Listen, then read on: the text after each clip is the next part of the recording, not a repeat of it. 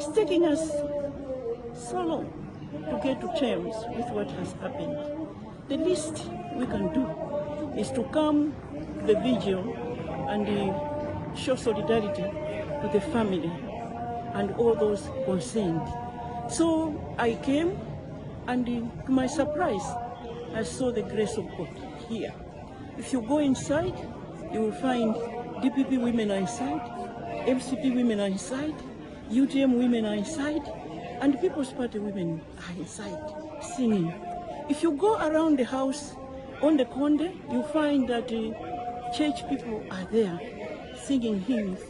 But at the same place, you find that there's a cultural group, the Ngoni dancers from Chew.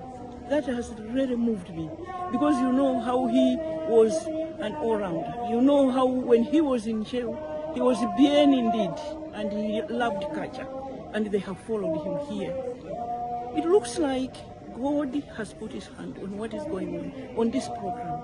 As we grapple with what has happened, as we mourn our brothers and sisters, I see God's grace, that there's peace and there's calm. And it is my prayer that we will continue this way until we get the program from the government committee and until we send our brothers and sisters.